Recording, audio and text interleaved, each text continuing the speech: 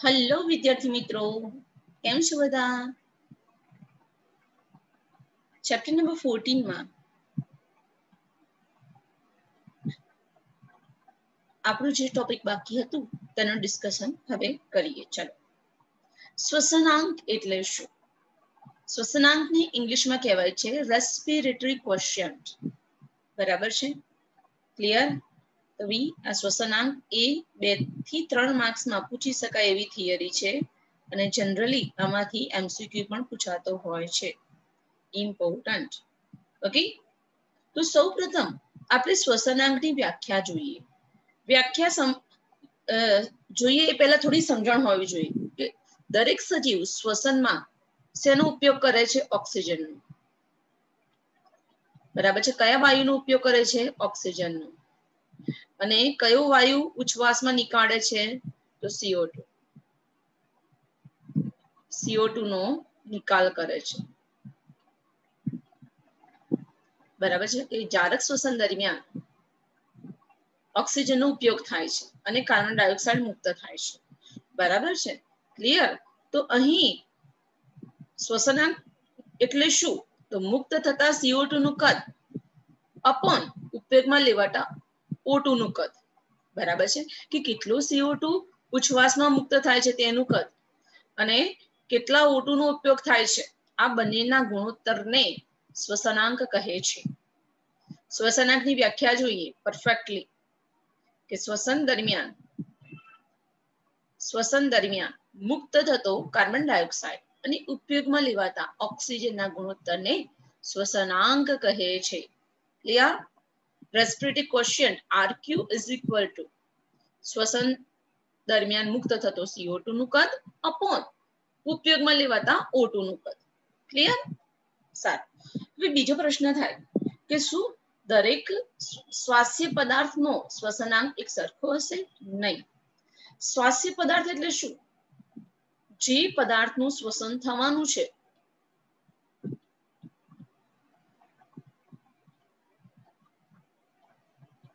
તે પદાર્થને શ્વાસ્ય પદાર્થ કહે છે. સામાન્ય રીતે શ્વાસ્ય પદાર્થ તરીકે કોણ હોય છે? કાર્બોદિત. કાર્બોદિતમાં પણ કોણ? ગ્લુકોઝ. એના સિવાય શ્વાસ્ય પદાર્થ તરીકે કોણ હોય છે? લિપિડ, પ્રોટીન, કાર્બનિક એસિડ પણ હોય છે. ક્લિયર? તો દરેકનો શ્વસનાંક જુદો જુદો હોય છે. ઓકે, તો આપણે અત્યારે સ્ટડી કરીએ કાર્બોદિતનો શ્વસનાંક. પહેલો શ્વસનાંક છે બેટા કાર્બોદિતનો શ્વસનાંક. ઓકે, જો કાર્બોદિત પ્રક્રિયકના રૂપમાં હોય તો કાર્બોદિતનું પૂર્ણ ઓક્સિડેશન થાય છે. હા, સમીકરણ બતાવો તમને. દરેક જણને શ્વસનનું સમીકરણ ખબર જ છે. Glucose C6H12O6. ગ્લુકોઝના એક અણુનું ઓક્સિડેશન થવા માટે કેટલા અણુ ઓક્સિજનની જરૂર પડે છે? 6 અણુ. અને ગ્લુકોઝનું સંપૂર્ણ વિઘટન થઈને 6CO2 6H2O અને શક્તિ મુક્ત થાય છે. ખબર પડી ગઈ? ઓકે, આ શેનું સમીકરણ છે? શ્વસનનું સમીકરણ છે. તો આપણે કાર્બોદિતનો શ્વસનાંક શોધીએ.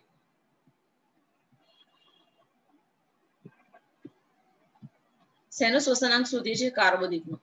તો કાર્બોદિતનો શ્વસનાંક RQ is equal to CO2 કેટલા ઉત્પન્ન થાય છે? જુઓ તો અહીંયા 6, તો 6 CO2. O2 કેટલા વપરાય છે? 6, તો 6/6 આન્સર શું આવ્યો? 1. તો યાદ રાખવાનું, કાર્બોદિતનો શ્વસનાંક હંમેશા એક જ હોય છે. કેમ? કારણ શું? કારણ કે અહીં મુક્ત થતા CO2 અને ઉપયોગમાં લેવાતા O2 ની માત્રા સમાન હોય છે. બરાબર છે? તેથી કાર્બોદિતનો શ્વસનાંક 1 હોય છે. Important question. બરાબર છે? ઓકે, સારું. બીજો શ્વસનાંક છે ચરબીનો શ્વસનાંક. ચરબીનો શ્વસનાંક હંમેશા 1 થી ઓછો હોય છે.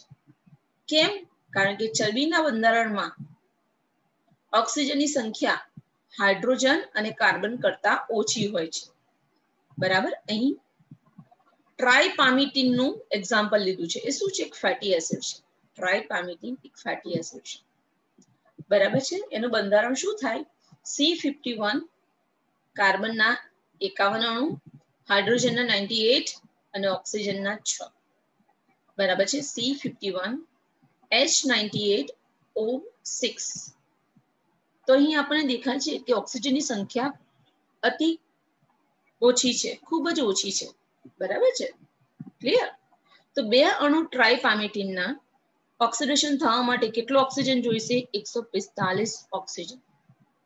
145 અણુ O2 ના જોઈશે. ક્લિયર? કેટલા CO2 બન્યા? તો જો 51 into 2 કેટલા થાય? 102. 102 CO2 બન્યા. પાણીના કેટલા અણુ બન્યા? તો અહીંયા 98 છે કે નહીં? હા, એના બે અણુ એટલે 98H2O. Yes, 98H2O. અને ઉર્જા મુક્ત થઈ. આ સમીકરણ મોસ્ટ ઇમ્પોર્ટન્ટ છે, ઘણીવાર નીટના એમસીક્યુમાં આવેલું છે. કે ટ્રાઇપામેટિનનું સૂત્ર શું થશે બેટા? C51H98O6. અહીં બંધારણમાં ઓક્સિજન ખૂબ જ ઓછા પ્રમાણમાં છે, તેથી તેના ઓક્સિડેશન માટે ઓક્સિજન વધુ વપરાય છે. કેમ? બંધારણમાં ઓક્સિજન ઓછો છે, તેથી અહીં 145 અણુ ઓક્સિજનના વપરાય છે. CO2 કેટલા બને છે? 102. બરાબર છે. H2O 98H2. તો ચલો આની શ્વસનાંકની ગણતરી કરીએ કે શ્વસનાંક RQ is equal to 102 CO2 upon 145 અણુ કોના? ઓક્સિજનના. બરાબર છે. જવાબ શું હશે? 0.7. ક્લિયર? એટલે કહી શકાય કે ચરબીનો શ્વસનાંક 1 થી ઓછો હોય છે. ઓકે, સારું. ત્રીજું, જો સ્વાસ્થ્ય પદાર્થ તરીકે પ્રોટીન હોય તો તેનો શ્વસનાંકનો ગુણોત્તર લગભગ 0.9 થાય છે. કેટલો જવાબ આવશે બેટા? 0.9. ક્લિયર? ઓકે, હવે આપણને ખબર છે કે આપણે ખોરાકમાં શું જમીએ છીએ જનરલી? દાળ, ભાત, રોટલી, શાક, ખીચડી, દાળ ભાત કઢી, હે ને બેટા? પરોઠા જુદા જુદા પ્રકારના. ઓકે, તો મતલબ જે પણ ખોરાક લઈએ છીએ એ ખોરાક પ્રોટીન, કાર્બોદિત અને લિપિડનું મિશ્રણ હોય છે આપણામાં. તેથી જીવંત સજીવોમાં આપણી વાત કરીએ તો સજીવોની અંદર કોઈ પણ એક સ્વાસ્થ્ય પદાર્થનું આરક્યુ શોધી શકાતો નથી. જે પણ આરક્યુ મળશે આપણા શરીરમાં એ મિક્સચર હશે, કારણ કે આપણા ખોરાકના ઘટકોમાં કાર્બોદિત, લિપિડ અને પ્રોટીન આવેલા છે. તેથી આ જાણવું અતિ મહત્વપૂર્ણ છે કે સજીવોમાં સ્વાસ્થ્ય પદાર્થ મોટે ભાગે એક કરતા વધારે હોય છે, પરંતુ શુદ્ધ પ્રોટીન, શુદ્ધ ચરબીનો સ્વાસ્થ્ય પદાર્થ તરીકે ક્યારેય ઉપયોગમાં આવતા નથી. બરાબર છે. કોણ આવે છે? કાર્બોદિત. એમાંય કોણ? ગ્લુકોઝ. ક્લિયર? કે શુદ્ધ પ્રોટીન તેમજ ચરબી સ્વાસ્થ્ય પદાર્થ તરીકે ક્યારેય ઉપયોગમાં આવતા નથી. તો આ એક મસ્ત મજાની થિયરી નીટ માટે પણ અને સ્કૂલની એક્ઝામ માટે પણ ઇમ્પોર્ટન્ટ એવી થિયરી શ્વસનાંક વિશે આપણે માહિતી મેળવી. બરાબર. હવે ફક્ત એક જ થિયરી બાકી રહી છે આ ચેપ્ટરની, એ પણ ડિસ્કસ કરી લઈએ બેટા. સારું. થિયરીનું નામ છે શ્વસન સંતુલન ચાર્ટ. થિયરીનું નામ શું છે બેટા? શ્વસન સંતુલન chart. The respiratory balance sheet કહેવાય છે. બરાબર છે. ઓકે, આનો મતલબ શું થાય કે શ્વસનના કેટલા તબક્કા છે? જારક શ્વસનના 3 તબક્કા, ગ્લાયકોલિસિસ, બરાબર છે, બીજું છે ક્રેબ્સ ચક્ર, અને ત્રીજું છે ETS. ETS એટલે ઇલેક્ટ્રોન પરિવહન તંત્ર.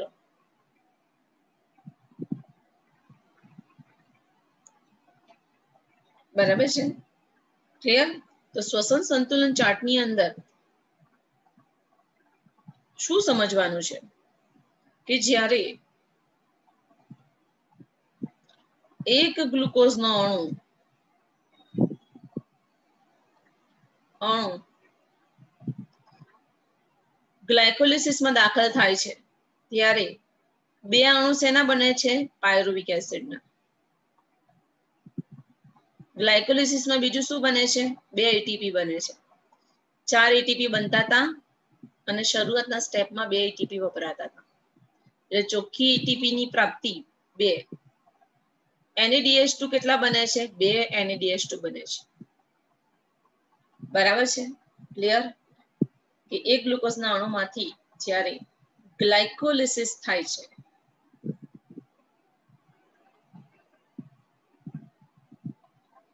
ત્યારે 2 અણુ પાયરુવિક એસિડ, 2 અણુ એટીપી અને 2 અણુ NADH2 બને છે. ક્લિયર? હવે નેક્સ્ટ પોઈન્ટ કે જ્યારે પાયરુવિક એસિડ કણાભ સૂત્રમાં દાખલ થાય ત્યારે તે શેમાં ફેરવાય છે? એસિટાઇલ કોએમાં. અને આ એસિટાઇલ કોએ શેમાં દાખલ થઈ શકે છે? ક્રેબ્સ ચક્રમાં. બરાબર છે? હવે આપણને ખબર છે કે ભાઈ એક પાયરુવિક એસિડ કણાભ સૂત્રની અંદર દાખલ થઈને એસિટાઇલ કોએમાં રૂપાંતર પામે છે અને ક્રેબ્સ ચક્રમાં દાખલ થાય. અને અંતે કેટલા NADH બનાવે છે? તો એક પાયરુવિક એસિડમાંથી 4 NADH બને. FADH કેટલા બને? 1 FADH2 બને. અને એટીપી કેટલા બને છે? 1 એટીપી બને છે. બરાબર છે? આ એક પાયરુવિક એસિડમાંથી બને છે. અહીં જોયું કે ગ્લાયકોલિસિસ દરમિયાન ગ્લુકોઝમાંથી 2 પાયરુવિક એસિડ બને છે.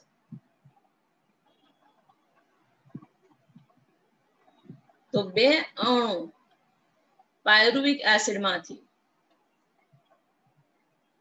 2 અણુ પાયરુવિક એસિડમાંથી કેટલા NADH બનશે? તો 4 2 8. 8 NADH. કેટલા FADH? 2 FADH2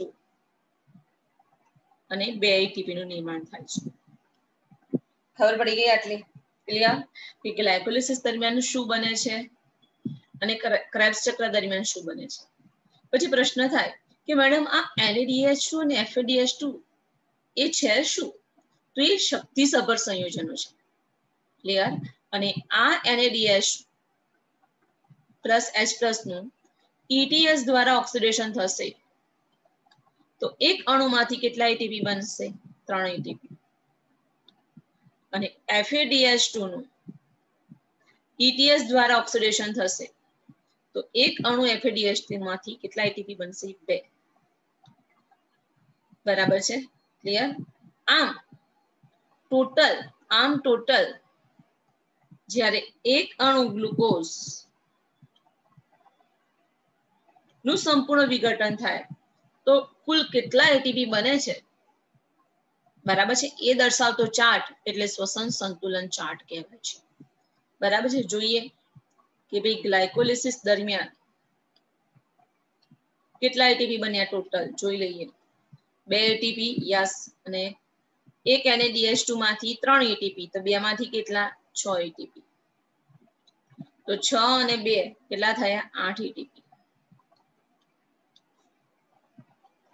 કે જારક શ્વસનમાં એક ગ્લુકોઝનું સંપૂર્ણ ઓક્સિડેશન થાય, સંપૂર્ણ વિઘટન થાય તો કેટલા એટીપી બને એની ગણતરી કરીએ છીએ. બરાબર છે? ક્લિયર? સારું. હવે આપણે જોયું કે ભાઈ ક્રેબ્સ ચક્રમાં 2 અણુ પાયરુવિક એસિડના ક્રેબ્સ ચક્રમાં દાખલ થશે વારાફરતી તો આ ઘટકો બને છે. જોજો 8 NADH પ્લસ H પ્લસ. એક NADH H પ્લસ માંથી કેટલા એટીપી બને? 3. તો 8 માંથી કેટલા બને? તો 8 3 24. FADH2 માંથી 2. FADH2 માંથી કેટલા બને? 2. એક FADH2 માંથી 2 તો 2 માંથી કેટલા? 2 દુ 4. અને 2 એટીપી આધારક આધારિત ફોસ્ફોરીકરણથી બને છે. યસ. આમ ટોટલ કેટલા એટીપી બને છે જોઈએ. હ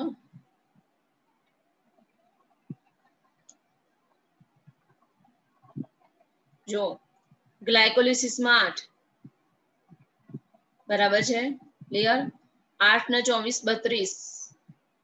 32 ને 4 36 ને 36 ને 2 38. ટોટલ 38 એટીપી બને છે. બરાબર છે? ક્લિયર? શેમાં? આદિકોષ કેન્દ્રીયમાં. આદિકોષ કેન્દ્રીયમાં એટલે કોણ? બેક્ટેરિયામાં.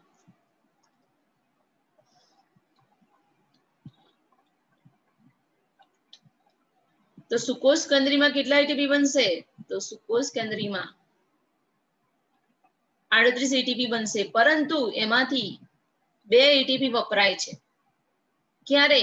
કે જ્યારે નીટ એમસીક્યુ, જ્યારે પાયરુવિક એસિડ કોષ રસમાંથી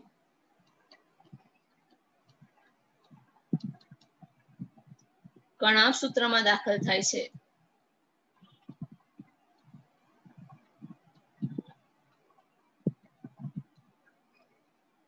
ત્યારે 2 એટીપી વપરાય છે. તેથી સુકોષ કેન્દ્રીયમાં વનસ્પતિ, પ્રાણીઓ, યીસ્ટ બધા આવી ગયા. બરાબર છે. તેથી સુકોષ કેન્દ્રીયમાં એક ગ્લુકોઝના અણુમાંથી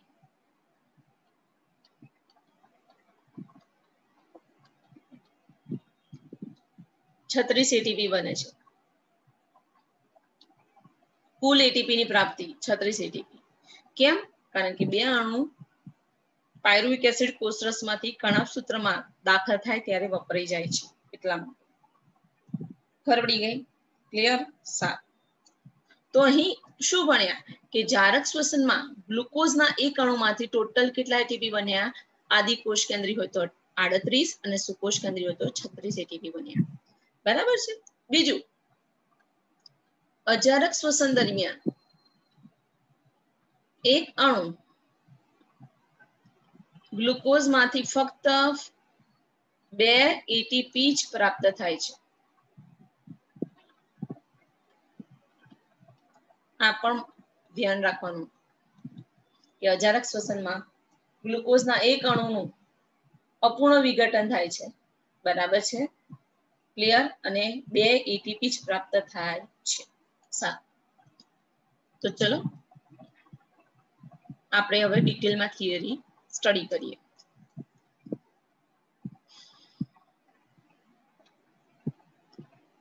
પ્રત્યેક ઓક્સિડાઇઝ ગ્લુકોઝ અણુથી નિર્માણ થનાર વાસ્તવિક એટીપી ની ગણતરી કરવી સંભવિત છે. આપણે ગણતરી કરી.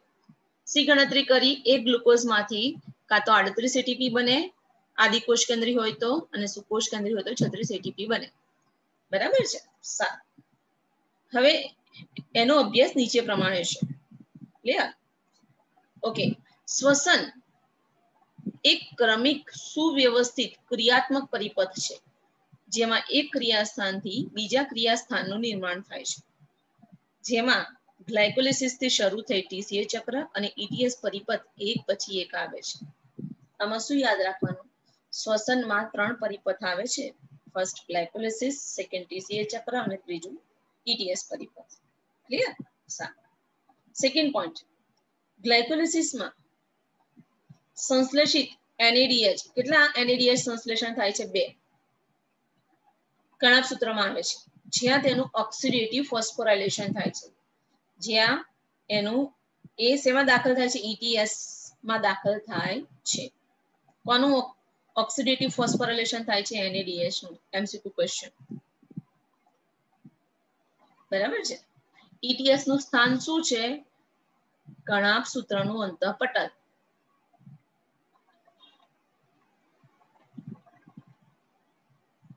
જેને શું કહે છે? ક્રિસ્ટી પણ કહે છે. ક્લિયર? સારું. અહીં પરિપથનો કોઈ પણ મધ્યવર્તી બીજા સંયોજનના નિર્માણમાં ભાગ લેતો નથી. અહીં જે પરિપથ છે, ગ્લાયકોલિસિસ, ટીસીએ ચક્ર, ETS, એમાં જે મધ્યવર્તી સંયોજન બને છે, એમાંથી કોષ માટે ઉપયોગી બીજું કોઈ સંયોજન બનતું નથી. બરાબર છે? શ્વસનમાં માત્ર ગ્લુકોઝનો જ ઉપયોગ થાય છે, જેથી બીજા વૈકલ્પિક પ્રક્રિયકો પથમાં કોઈ પણ મધ્યવર્તી તબક્કામાં પ્રવેશ કરી શકતા નથી. અહીં આપણે જે શ્વસન થયું એમાં ગ્લાયકોલિસિસ કોનું થયું? ગ્લુકોઝનું થયું. શું પ્રોટીનનું થઈ શક્યું? ના. ચરબીનું થઈ શક્યું? ના. તેથી જે બીજા વૈકલ્પિક પ્રક્રિયકો હતા, મતલબ પ્રોટીન અને ચરબી, પ્રોટીનમાંથી એમિનો એસિડ બને, ચરબીમાંથી ફેટી એસિડ બને. એ અહીં કોઈ મધ્યવર્તી તબક્કામાં પ્રવેશ કરી શકતા નથી. જો કે આ પ્રકારની કલ્પના સજીવ તંત્રમાં તર્કસંગત હોતી નથી. બધા પરિપથ એક પછી એક નથી, એક સાથે કામ કરે છે. આપણા શરીરની અંદર બધા જ પરિપથો એક સાથે કામ કરતા હોય છે. પરિપથમાં પ્રક્રિયક આવશ્યકતા અનુસાર બહાર જાય છે અને જરૂર પડે ત્યારે અંદર આવી જાય છે. આવશ્યકતા અનુસાર એટીપી નો ઉપયોગ થાય છે અને જ્યારે શક્તિ હોય ત્યારે એટીપી નું નિર્માણ પણ થાય છે. ઉત્સેચકીય ક્રિયાનો દર ઘણી રીતે નિયંત્રિત હોય છે. બરાબર છે કે અહીં ઉત્સેચકો દ્વારા ક્રિયા થાય છે. હા, યાદ કરો, ગ્લાયકોલિસિસમાં કયો ઉત્સેચક હતો? હેક્સોકાઇનેઝ હતો કે નહીં? યસ. ક્રેબ્સ ચક્રમાં કયો ઉત્સેચક હતો? સાઇટ્રેટ સિન્થેટેઝ, જેને સાઇટ્રેટ સિન્થેઝ પણ કહેવાય. ક્લિયર? તો શ્વસન એ ઉત્સેચકીય ક્રિયાઓના દરથી નિયંત્રિત થતી પ્રક્રિયા છે. છતાં પણ આ ક્રિયા કરવી ઉપયોગી છે, કારણ કે સજીવ તંત્રમાં ઉર્જાના નિર્માણ માટે શ્વસન જરૂરી છે. કણાભસૂત્ર ક્યારે એટીપી બનાવશે? જ્યારે એને O2 પ્રાપ્ત થશે ત્યારે જ. ક્લિયર? કણાભસૂત્ર ક્યારે એટીપી બનાવશે? જો એને ઓક્સિજન પ્રાપ્ત થશે તો જ એટીપી નું નિર્માણ થશે. આમ જારક શ્વસન દરમિયાન ગ્લુકોઝના એક અણુમાંથી 38 એટીપી ના અણુઓની વાસ્તવિક પ્રાપ્તિ થાય છે. કેટલા? 38 એટીપી ના અણુઓની વાસ્તવિક પ્રાપ્તિ થાય છે. હવે અહીં આગળ કમ્પેરિઝન બતાવી છે, આથવણ અને જારક શ્વસન. બરાબર છે? ક્લિયર? તફાવત પણ પૂછી શકાય 2 માર્ક્સમાં. બરાબર છે? આથવણ, જારક શ્વસન. આથવણમાં ગ્લુકોઝનું આંશિક વિઘટન થાય છે.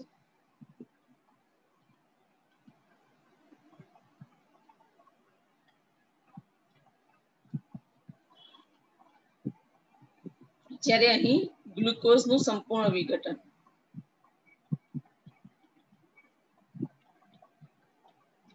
ગ્લુકોઝનું સંપૂર્ણ વિઘટન થાય એટલે શું ઉત્પન્ન થાય? CO2 અને પાણી નિર્માણ પામે. જ્યારે અહીં CO2 અને પાણી નિર્માણ થતું નથી. એની જગ્યાએ ઇથેનોલ અને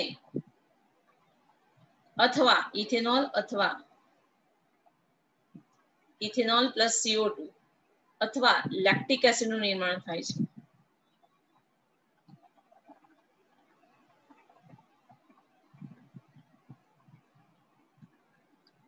બરાબર છે? ક્લિયર?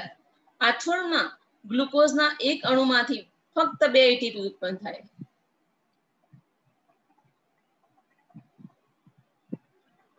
જ્યારે અહીં જારક શ્વસનમાં બેક્ટેરિયામાં 38 એટીપી અથવા તો સુકોષ કેન્દ્રીમાં 36 એટીપી ઉત્પન્ન થાય. બરાબર છે?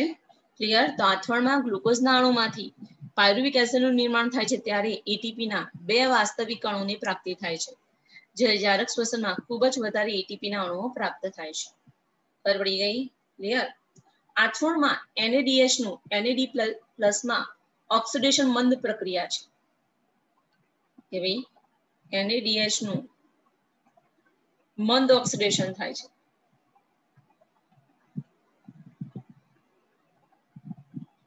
જ્યારે જારક શ્વસનમાં NADH નું ઓક્સિડેશન તીવ્ર ગતિથી થાય છે.